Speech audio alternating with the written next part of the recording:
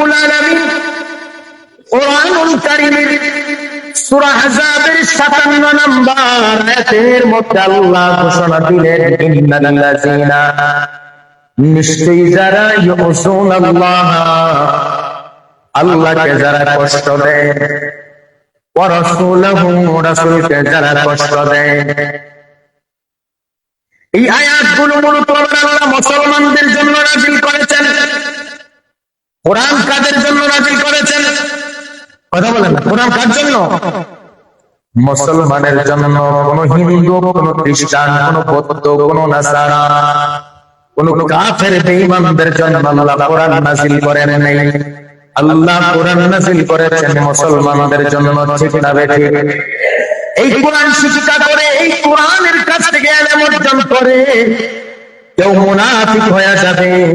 এই কোরআনের কাছ থেকে ইলম শিক্ষা করে কেউ আবার ঈমানদার হয়ে যাবে। ঠিক না বেঠিক? অথচ ঈমানদারের দাবিদার মুমিন, ঈমানদারের দাবিদার মুসলমান, মুনাফিকও দাবিদার মুসলমান, কিন্তু দুইজন দুইটা সিস্টেমের। আল্লাহ বলেন, ইউযুনাল্লাহ, যারা আমি আল্লাহকে কষ্ট দেয়, ওয়া রাসূলহু, রাসূলকে কষ্ট দেয়। এবার আপনার আমার প্রশ্ন, আল্লাহকে কেউ কষ্ট দেয় নাকি? আল্লাহ যে কোরআনের সূরা আহজাবের 57 নম্বর আয়াতের মধ্যে বললেন, ইউযুনা, কষ্ট দেয় আল্লাহ, আল্লাহকে কষ্ট দেয়। এবার আপনার আমার প্রশ্ন থাকতে পারে, আল্লাহকে কি কষ্ট দেয় নাকি? হ্যাঁ দেয়। কিভাবে দেয় বুঝেন? আল্লাহ বলেন আমাকে কষ্ট দেয়, ওয়া রাসূলহু, রাসূলকে কষ্ট দেয়। এবার আল্লাহকে তারাই কষ্ট দেয় যারা রাসূলকে কষ্ট দেয়। যারা রাসূলকে কষ্ট দেয়, যারা রাসূলকে কষ্ট দিল তারা কাকে কষ্ট দিল? যারা রাসূলকে ভালোবাসলো তারা কাকে ভালোবাসলো? যারা রাসূলের আনুগত্য করলো তারা কার আনুগত্য করলো? আল্লাহর আনুগত্য করলো। এবার আপনার আমার প্রশ্ন, রাসূলকে কেউ কষ্ট দেয় নাকি? হ্যাঁ হ্যাঁ, রাসূলকে প্রতি মুহূর্ত প্রতিনিয়ত কষ্ট দেয়। রাসূল বলেন, আমি আমার হুসাইন থেকে, হুসাইন আমার থেকে, আমার আহলে বায়াত পবিত্র। রাসূলের পাকের আহলে বায়াত, রাসূলের পাকের পরিবার, রাসূলের আহলে বায়াতকে যদি কেউ কষ্ট দেয়, রাসূলের সাহাবায়ে কেরামকে যদি কেউ কষ্ট দেয়, রাসূলের ওয়ারিসদেরকে যদি কেউ কষ্ট দেয়, তাবিঈগণকে কেউ যদি কষ্ট দেয়, তবে তাবিঈগণকে কেউ যদি কষ্ট দেয়, রাসূলের সালেহীন উম্মত অর্থাৎ আল্লাহর ওলি যারা আছেন, আল্লাহর ওলিদেরকে যারা কষ্ট দেয়, আল উলামা ওয়ারাসাতুল আমবিয়া, নবী বলেন আমার আলেমরা হলো আমি নবীর ওয়ারিস, নবীর ওয়ারিস। আর মান আলাইহি আসহাবি, নবী বলেন আমার দল, আমার সাহাবার দলে যারা আছে, আহলুস সুন্নাহ ওয়াল জামাআহ, নবী বলেন আমার দল, আমার সাহাবার দলের নাম হলো আহলুস সুন্নাহ ওয়াল জামাআহ। ওই দলের আলেম যারা আছে, নবী বলেন আল উলামা ওয়ারাসাতুল আমবিয়া, এরা হলো আমি নবীর ওয়ারিস। নবী বলেন আমাকে কষ্ট দেওয়া হলো, আমার পরিবারকে যারা কষ্ট দেয়, আমার ফাতেমা, আমি হাসান হুসাইনকে যারা কষ্ট দেয়, আমার আবু বকর, আমার ওমর, উসমান, আলীকে যারা কষ্ট দেয়, আমার সাহাবায়ে কেরামকে যারা কষ্ট দেয়, আমার তাবিঈগণকে যারা কষ্ট দেয়, আমার তবে তাবিঈগণকে যারা কষ্ট দেয়, আমার উম্মতের ভিতরে সালেহীন উম্মত যারা আল্লাহর ওলি তাদেরকে যারা কষ্ট দেয়, আমার উম্মতের মধ্যে আমার ওয়ারিস যারা রয়েছে আলেম তাদেরকে যারা কষ্ট দেয়, তাদেরকে কষ্ট দেওয়া মানে আমি নবীকে কষ্ট দেওয়া। আর আমি নবীকে কষ্ট দেওয়া মানে স্বয়ং আল্লাহকে, জোরে বলেন না, কাকে কষ্ট দেওয়া? তো কারবালার ময়দানে 61 হিজরিতে ইমামে হুসাইন রাদিয়াল্লাহু তাআলা আনহুকে যারা কষ্ট দিল, 3 দিন পর্যন্ত পানি বন্ধ করে রাখলো, 3 দিন পর্যন্ত ইমাম হুসাইন খাবার খান নাই, এমনকি 6 মাসের শিশু, দুধের শিশু আলী আসর পর্যন্ত পানি পান নাই। ওরে বন্ধু আমার, যারা ইমাম হুসাইনকে দাওয়াত দিয়ে নিয়া বায়াতের কথা বলে 1200 উপরে চিঠি পাঠায়া ইমাম হুসাইনকে দাওয়াত দিয়া কুফার মধ্যে নিয়া ইমাম হুসাইনের উপর নির্মম ভাবে অত্যাচার, অনাচার, জুলুম করেছে। ইমাম হুসাইনের পরিবারের সাথে কষ্ট দিয়েছে, অন্যায় করেছে, জুলুম করেছে।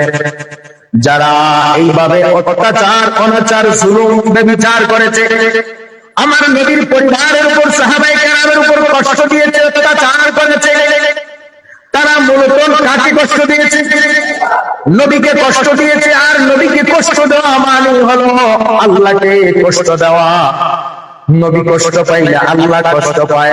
আর নবী বলেন, আমার আহলে বায়াত কষ্ট পাইলে আমি নবী কষ্ট পাই, আমার সাহাবায়ে কেরাম কষ্ট পাইলে আমি নবী কষ্ট পাই, আমার তাবিঈরা যদি কষ্ট পায় আমি নবী কষ্ট পাই, আমার তাবিঈরা যদি কষ্ট পায় আমি নবী কষ্ট পাই, আমার ওলিরা, আমার বন্ধুরা, সালেহিন উম্মতরা যদি কষ্ট পায় আমি নবী কষ্ট পাই, আমার ওয়ারাসাতুল আম্বিয়া, আমার ওয়ারিস আলেমরা যদি কষ্ট পায় আমি নবী কষ্ট পাই। বন্ধুরি আমার, এবার নবীজি যদি কষ্ট পায় আল্লাহ কষ্ট পেয়ে যায়। এই জন্য আল্লাহ কোরআনুল কারীমের সূরা আহজাবের 57 নম্বর আয়াত নাযিল করে জানায় দিলেন, ইন্নাল্লাযীনা ইয়াসুনাল্লাহ ওয়া রাসূলাহু লা'নাহুমুল্লাহ। আল্লাহ বলেন, নিশ্চয়ই যারা আল্লাহকে কষ্ট দেয়, ওয়া রাসূলাহু, রাসূলকে কষ্ট দেয়, লা'নাহুমুল্লাহ, তাদের উপর আমি আল্লাহর পক্ষ থেকে লানত রয়েছে, লানত রয়েছে, লানত রয়েছে, দুনিয়া ওয়াল আখিরাহ, দুনিয়ায় তাদের উপর লানত, ওয়াল আখিরাহ, এবং পরকালেও তাদের জন্য লানত, ওয়া আ'আদ্দা লাহুম আযাবাম মুহিনা, আর পরকালে কিয়ামতের দিন তাদের জন্য রয়েছে লাঞ্ছনাদায়ক শাস্তি, লাঞ্ছনাদায়ক শাস্তি, লাঞ্ছনাদায়ক শাস্তি, এই শাস্তির কোনো শেষ নাই। এই আয়াতের সাথে সাদৃশ্য পূরণ করে মুস্তাদরাকে হাকিমের মধ্যে ইমাম হাকিম যে হাদিস এনেছেন, ওই হাদিসের মধ্যে মুস্তাদরাকে হাকিম এইভাবে বর্ণনা করলেন যে, শোনো, যারা আমার নবীর আহলে বায়াতকে কষ্ট দিল, আমার নবীর পরিবারকে যারা কষ্ট দিল, সেই মুস্তাদরাকে হাকিমের 114 নম্বর হাদিস, 4775 নম্বর হাদিসের মধ্যে মুস্তাদরাকে হাকিম বলেন, যেই ব্যক্তি আমার নবীর আহলে বায়াতকে কষ্ট দেয়, আমার নবীর পরিবারকে কষ্ট দেয়, আমার নবীর সাহাবায়ে কেরামকে কষ্ট দেয়, তাবিঈগণকে কষ্ট দেয়, তবে তাবিঈগণকে কষ্ট দেয়, আমার নবীর সালেহিন উম্মত, আল্লাহর ওলিদেরকে কষ্ট দেয়, আমার নবীর ওয়ারিস আলেমদেরকে কষ্ট দেয়, তারা যদি ওই হাজরে আসওয়াদ এবং মাকাম ইব্রাহিমের মধ্যবর্তী জায়গা জান্নাতের টুকরায় ফাসাল্লা, নামাজ আদায় করে, ওয়া সামা, রোজা রাখে, এবং নামাজ এবং রোজা রাখে, সেই জায়গায় নামাজ পড়লে দোয়া কবুল হয়ে যায়, কোনো সন্দেহ নাই। যেই জায়গায় রোজা রাখলে রোজা কবুল হয়ে যায়, দোয়া করলে দোয়া কবুল হয়ে যায়, কোনো সন্দেহ নাই। ওই জায়গার ভিতরেও যদি তারা নামাজ পড়ে, ওই জায়গায় যদি বসে রোজা রাখে, ওই জায়গায় যদি বসে দোয়া করে, তারপরও তার জন্য আমার আল্লাহর পক্ষ থেকে বয়ান হলো, ওই ব্যক্তি যদি তার অন্তরের মধ্যে বিন্দু মাত্র অহংকার, বিদ্বেষ পোষণ করে, সেটা নবীর প্রতি হোক, নবীর আহলে বায়াতের প্রতি হোক, নবীর সাহাবায়ে কেরামের প্রতি হোক, নবীর তাবিঈগণের প্রতি হোক, নবীর তাবিঈগণের প্রতি হোক, নবীর সালেহিন আল্লাহর ওলি যারা আছেন তাদের প্রতি হোক, নবীর ওয়ারিস আলেমদের প্রতি হোক, যদি যার প্রতি হোক না কেন বিন্দু মাত্র হিংসা, অহংকার, তাদের প্রতি বিদ্বেষ পোষণ করার কারণে তার নামাজ জান্নাতের টুকরায় পড়লেও কাজে আসবে না, রোজা জান্নাতের টুকরায় পড়লেও কাজে আসবে না, দোয়া জান্নাতের টুকরায় পড়লেও কবুল হবে না। আমার নবী বলেন, দাখালান নার, ওই ব্যক্তিকে আমি নূর করে দাখালান নার, তারপরও তাকে জাহান্নামের মধ্যে নিক্ষেপ করা হবে। নাউজুবিল্লাহ বলেন। নবী বলেন দাখালান নার, তারপরও তাকে কি করা হবে না? জান্নাতে দেওয়া হবে না, দাখালান নার, তাকে জাহান্নামের মধ্যে নিক্ষেপ করা হবে।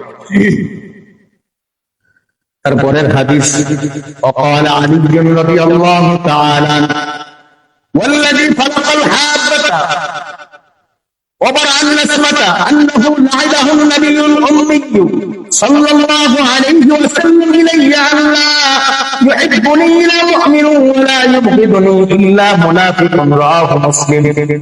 মুসলিম শরীফের হাদিস, বুখারীর প্রথম খণ্ডের এবং মুসলিম শরীফের মধ্যে, মুসলিম এবং মিশকাত শরীফের পৃষ্ঠা নাম্বার 565 নম্বর পৃষ্ঠা, এই হাদিসটা এনেছেন ইমাম মুসলিম রাদিয়াল্লাহু তাআলা হযরত আলী রাদিয়াল্লাহু তাআলা বর্ণনার একটা হাদিস নিয়ে আসলেন। হযরত আলী রাদিয়াল্লাহু তাআলা বলেন, ওয়াল্লাযী ফালাকাল হাব্বাতা ওয়া বারাআন নাসমাতা আন্নাহু লা'iদাহু নাবিয়ুল উম্মি। হযরত আলী বলেন, সে মহান জাতে পাকের কসম, আমি ওই মহান জাতের কসম করে বলছি, ওয়াল্লাযী ফালাকাল হাব্বাতা ওয়া বারাআন নাসমাতা, আমি ওই আল্লাহর ওই মহান জাতের কসম করে বলছি, যিনি বীজ ফাটিয়ে অঙ্কুর বের করেন এবং নাপাক পানি থেকে মানুষ সৃষ্টি করেন। কথাটা কত বড় মজবুত। হযরত আলী বলেন, ফালাকাল হাব্বাতা ওয়া বারাআন নাসমাতা, যে ওই মহান সত্তার উপর কসম করে বলছি, আমি শপথ করে বলছি, ওই মহান জাতের কসম করে বলছি, যিনি বীজ ফাটায় অঙ্কুর বের করেন, অর্থাৎ গাছ বের করেন, আর নাপাক পানি হবে মানুষ তৈরি করেন, ওই মহান জাতের কসম করে বলছি, আন্নাহু লা'iদান নাবিয়্যু ওয়াল উম্মিয়্যু ইলাইয়া আল্লা ইউহিব্বুনি ইল্লা মুমিনুন ওয়া লা ইউবগিদুনি। এবার হযরত আলী বলতেছেন যে নবী সাল্লাল্লাহু আলাইহি ওয়াসাল্লাম আমাকে এইভাবে ওসিয়ত করেছেন, ইলাইয়া আল্লা ইউহিব্বুনি, মুমিন ব্যক্তি আমাকে ভালোবাসবে আর মুনাফিক আমার প্রতি শত্রুতা পোষণ করবে। ইল্লা মুমিনুন, মুমিনরা ভালোবাসবে, ওয়ালা ইউবগিদুনি ইল্লা মুনাফিকুন, আর মুনাফিকরা আমাকে আমার প্রতি শত্রুতা পোষণ করবে। হযরত আলী বলতেছেন যে নবীজি আমাকে এই দুইটা বাক্য শোনালেন আমার জন্য। হযরত আলী বলতেছেন আমার জন্য এই দুইটা বাক্য আমার নবীজি শোনালেন। এক নাম্বার, ইলাইয়া আল্লা ইউহিব্বুনি ইল্লা মুমিনুন, নবীজি বলেন, আলী রে, যারা ঈমানদার হবে তারা তোমাকে ভালোবাসবে, যারা ঈমানদার হবে আলী তারা তোমাকে ভালোবাসবে, ওয়ালা ইউবগিদুনি ইল্লা মুনাফিকুন, আর যারা মুনাফিক হবে তারা তোমাকে বিদ্বেষ পোষণ করবে, তোমার সাথে শত্রুতা পোষণ করবে। এই হাদিস যখন হযরত আলীকে শোনালেন, আমার নবী যখন হযরত আলীকে বললেন, আলী রে, ঈমানদার ভালোবাসবে আর মুনাফিক তোমাকে কি করবে? বিদ্বেষ পোষণ করবে, শত্রুতা পোষণ করবে। হযরত আলী জিজ্ঞাসা করলেন, ইয়া রাসূলুল্লাহ, ইয়া হাবিবাল্লাহ, নবী গো, এমন কেন হবে?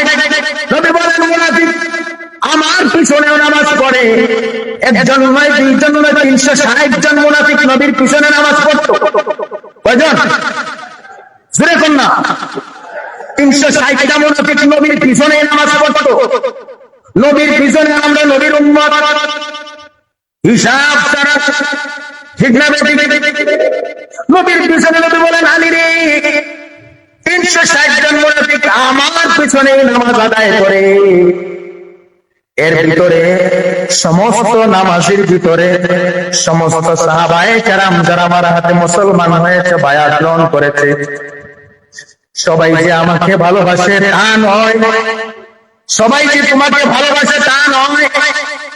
আলী রে, এর ভিতরে আব্দুল্লাহ ইবনে উবাই মুনাফিকের সর্দার থেকে শুরু করে 360 জন ব্যক্তি আমি নবীর হাতে মুসলমান হয়েছে, নবীর হাতে মুসলমান হয়েছে, নবীর হাতে বায়াত গ্রহণ করেছে, নবীর পিছনে ইক্তেদা করে, নবীর পিছনে নামাজ পড়ে, নবীর সাথে খাবার খায়, অথচ নবীর প্রতি শত্রুতা বিদ্বেষ পোষণ করে, হিংসা বিদ্বেষ পোষণ করে।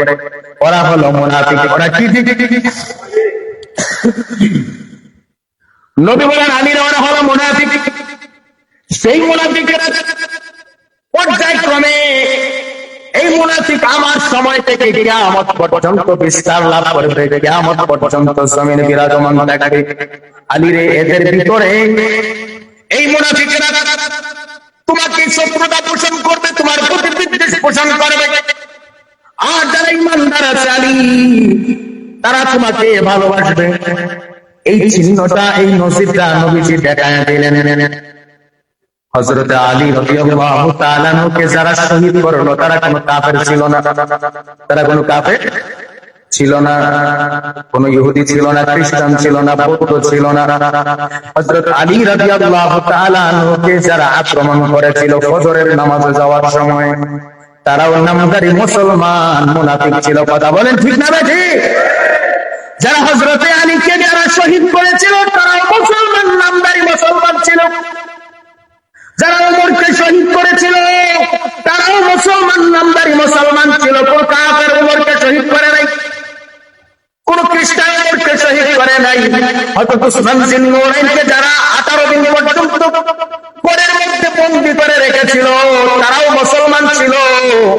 হযরত উসমান জিন্নুরাইনকে যারা 18 দিন পর্যন্ত ঘরের মধ্যে হুজরার মধ্যে বন্দী করে রেখে ঘরের বাইরে দাঁড়াইয়া 5 ওয়াক্ত আযান দিয়েছিল, 5 ওয়াক্ত ইকামতের সাথে নামাজ আদায় করেছিল, তারাও মুসলমান দাবিদার ছিল। কথা বলেন ঠিক না ঠিক?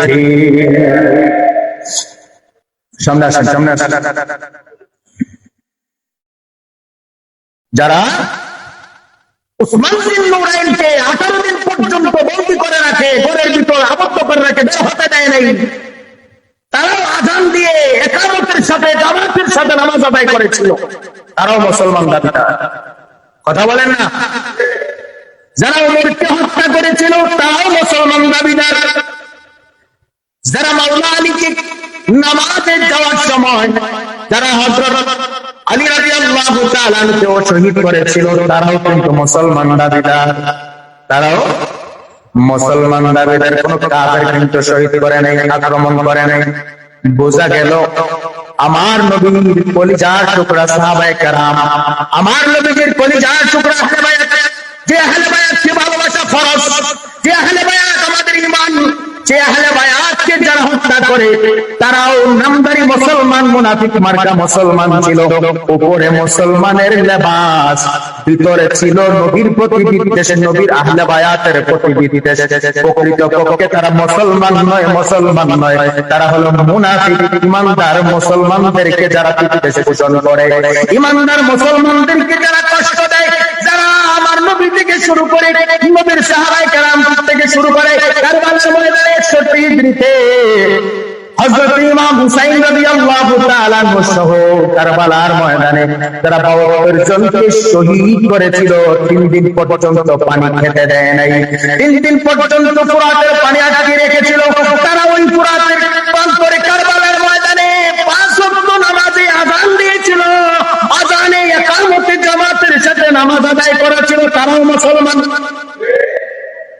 কারবালার ময়দানে যারা ইমাম হুসাইন সহ তার পরিবার সহ ইমাম আলী আসগর 6 মাসের শিশু আলী আসগরকে পর্যন্ত যারা 3 দিন পর্যন্ত পানি না দিয়া বিষাক্ত তীর দিয়েছিল, তারা ওই কারবালার প্রান্তরে জামাতের সাথে নামাজ আদায় করেছিল। তারা মুসলমান দাবিদার। এমন মুসলমান আছে না নাই? বাংলাদেশে আছে না নাই? বাংলাদেশেও আছে, অভাব নাই। হিসাব ছাড়া আল্লাহ হিসাব। যারা দিন কায়েমের নামে মাজারে আক্রমণ করে, কথা বলেন ঠিক না বেঠিক? যারা তাওহীদি জনতার নামে মাজারে হামলা করে, যারা আল্লাহর ওলির মাজার বানতে চায়, অথচ জানে না এই দেশে ইসলাম এনেছেন আল্লাহর ওলিরা। কথা বলেন ঠিক না বেঠিক? এই দেশে ইসলাম কায়েম করেছেন আল্লাহর ওলিরা, এই দেশে কালেমার দাওয়াত দিয়েছেন আল্লাহর ওলিরা, এই দেশে ওই হরারাম ঘরে কৃষ্ণ বাদ দেওয়ায়া, ধুতি পাল্টায়া, লঙ্গি পরায়া, পাঞ্জাবি পরায়া, দাড়ি রাখায়া, টুপি পরায়া এক আল্লাহ বিশ্বাসী নবী বিশ্বাসী বানিয়েছেন আল্লাহর ওলিরা। যারা ইসলাম কায়েম করেছেন, ইসলাম মেনেছেন, তাদের মাজারের উপরে, তাদের উপর যারা আক্রমণ করতে চায়, তাদের ইজ্জতের উপরে যারা হাত দিতে চায়, তাদের ইজ্জতের চাদর নিয়ে যারা টানাটানি করে, তারাই তাওহীদি মুসলমান নাম লাগায়া এই দেশ থেকে যারা আল্লাহর ওলিদের দেওয়া ইসলামকে দূরে সরায়া দিতে চায়, তারা হলো ওই এজিদের 22,000 সৈন্যের মতো নামধারী মুসলমান, মুনাফিক মুসলমান। কথা বলেন ঠিক না বেঠিক? কিয়ামত পর্যন্ত থাকবে, কিয়ামত পর্যন্ত। নবীর সময় ছিল, নবীর সময় নবীর পিছনে নামাজ পড়েছে সিদ্দিক আকবরের বাম পাশে দাঁড়াইতো বড় শয়তানটা। সিদ্দিক আকবরের বাম পাশে দাঁড়াইতো আব্দুল্লাহ ইবনে উবাই, মুনাফিকের সর্দার। সিদ্দিক আকবরের বাম পাশে দাঁড়াইতো নামাজে। অতএব বোঝা গেল দাড়ি লম্বা হলে দাড়ি রাখলে ইমানদার নয়, টুপি পরলে ইমানদার নয়, পাগড়ি লাগাইলে ইমানদার নয়, চুপ্পা লাগাইলে ইমানদার নয়, মেসওয়াক লাগাইলে ইমানদার নয়, নামাজ পড়লে ইমানদার নয়, রোজা রাখলে ইমানদার নয়, কপালে কালো দাগ চালাইলে ইমানদার নয়। ইমানদার হলো আমার নবীর মহাব্বত,